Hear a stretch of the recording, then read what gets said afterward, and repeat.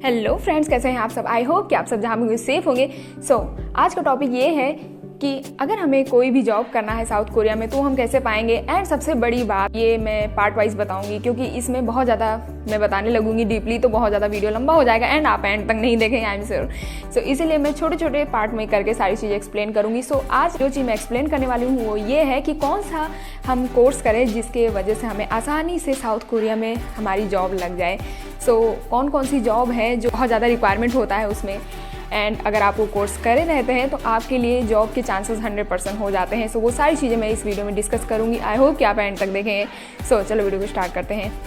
First of all मैं आपको ये बता दूं, कोई भी कोर्स गारंटी नहीं देता है कि अगर आप वो कर लेते हैं तो आपका जॉब लग ही जाएगा। फॉर एग्जांपल जैसे आप इंडिया में हैं तो आप कोई कोर्स करते हैं तो क्या कोई गारंटी थोड़ी कोई लेता है कि हाँ अगर आप ये कर लेंगे तो आप बन ही जाएंगे। लाइक फॉर एग्जांपल इतने लाखों लोग गवर्नमेंट जॉब के लिए प्रिपरेशन करते हैं तो क्या सभी के थोड़े लग जाते हैं, तो इसकी गारंटी कोई नहीं ले सकता। एंड जैसे इंडिया में है वैसे साउथ कोरिया में है। साउथ कोरिया तो क्या, अगर आप किसी भी वर्ल्ड वाइड किसी भी कंट्री में आप जाएंगे तो वही सारी चीज़ें रहेंगी कि कोई भी कोर्स करने से गारंटी नहीं हो जाती कि आपका उसी में ही जॉब लगेगा एंड जॉब के लिए वही चीज़ रिक्वायरमेंट है।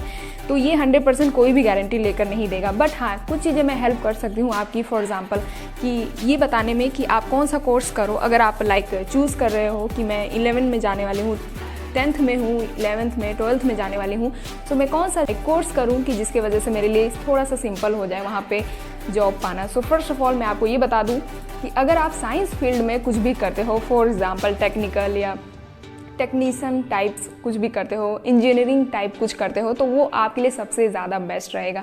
मैं सबसे ज़्यादा रिकमेंड यही करूँगी कि अगर आपको थोड़ा बहुत भी मैथ पसंद है तो आप science side he low and उसी से कुछ ना कुछ करो। एंड अगर आप जाओगे साउथ कोरिया तो आप देखोगे कि सबसे ज़्यादा यानी कि 70 to 80% लोगों को जॉब इसी फील्ड में मिलते हैं।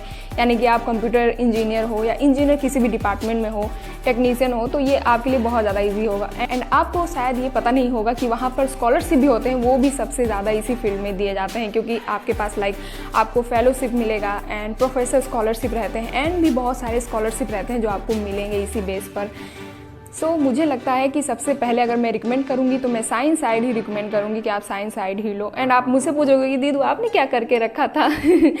मेरा देखो बायो था, मुझे साइंस में बहुत ज़्यादा इंटरेस्ट नहीं था। एंड मेरा पर्सनली ये मानना होता है कि अगर आप किसी में बेस्ट नहीं हो तो ज़बरदस्ती करने का कोई भी फ़ायदा नहीं। तो इसी वजह से मैंने वो चीज़ नहीं चूज़ किया है। साइंस साइड मैथ से मुझे थोड़ा एलर्जी ही है तो मैंने इंजीनियरिंग फील्ड नहीं चूज़ किया है। I am a creative person, so मुझे लगा कि क्रिएटिव फील्ड में कुछ करते हैं एंड ये इंटरेस्टिंग भी रहेगा थोड़ा। बट आप पूछ रहे हो तो मैं ये चीज़ क्लियर कर दूं कि आप साइंस साइड ले सकते हो तो आप साइंस साइड ही ले लो। सेकेंड थिंग इज़ कि अगर हमें वहाँ पर जॉब करना है तो क्या कोरियन लैंग्वेज रिक्वायरमेंट होगा, तो डेफिनेटली एंड 100% आपको कोरियन लैंग्वेज आनी ही चाहिए। इसीलिए मैं बार बार कहती हूँ कि मैं लैंग्वेज पढ़ाती हूँ तो आप ध्यान से पढ़ा करो। एनीवे, नेक्स्ट वन इज़ कि क्या अगर हमने आर्ट ले रखा है, मतलब जिन लोगों का इंटर कंप्लीट हो गया है या ग्रेजुएशन कंप्लीट हो गया है, तो अगर उन्होंने आर्ट साइड से पढ़ाई की है तो क्या उसके लिए कोई भी रिक्वायरमेंट नहीं है। तो ये सोचना भी निगेटिव पॉइंट होगा, क्योंकि अगर आप ऐसा सोच रहे हो तो ये भी गलत है। ऐसा नहीं है कि आर्ट फील्ड में आपकी जॉब नहीं लग सकती। फॉर एग्जांपल जैसे अनुपम त्रिपाठी, जिनके बारे में मैंने वीडियो भी बनाया था एशियन इम्पैक्ट पे, अगर आपने नहीं देखा तो देखना। उन्होंने जब इंडिया से यहाँ से गए थे तो उन्होंने एडमिशन लिया था आर्ट एक्टिंग स्कूल में। एक्टिंग उन्होंने सीखा था काफ़ी टाइम तक, तो आप उसमें भी जा सकते हो। बट क्या रहता है ना, उसमें चांसेस बहुत कम रहते हैं। अगर मैं उनके स्ट्रगल की बात करूँ तो वो कम से कम बहुत सालों से स्ट्रगल करते चले आए हैं एंड अब जाकर वो के ड्रामा में फेमस हुए हैं। तो इससे आप समझ सकते हो कि अगर आप कोई ऐसा फील्ड लेते हो तो आपको मेहनत भी उतना ही करना पड़ेगा, पेशेंस बहुत रहना चाहिए। बट अगर आपको इंस्टेंट जॉब चाहिए तो मैं रिकमेंड करूँगी कि आप साइंस फील्ड को ही चूज़ करो, क्योंकि उसमें वहाँ पर बहुत ज़्यादा सैमसंग कंपनी में आप कर सकते हो, हुंडई में कर सकते हो, किया मोटर्स में कर सकते हो एंड भी बहुत सारे कंपनी होते हैं जहाँ पर इंडियंस को, स्पेशली इंडियंस को वो बुलाते हैं, तो उसमें आप कर सकते हो एंड अच्छे खासी सैलरी पैकेज भी उसमें मिलता है। अभी के लिए बस इतना ही सारी चीज़ें। इसका मैं नेक्स्ट पार्ट जब करूँगी तो उसमें बाकी की सारी चीज़ें कवर करूँगी जो भी इस पार्ट में छूट गया है। ओके, आई होप कि ये चीज़ें आपको क्लियर हो गई होंगी।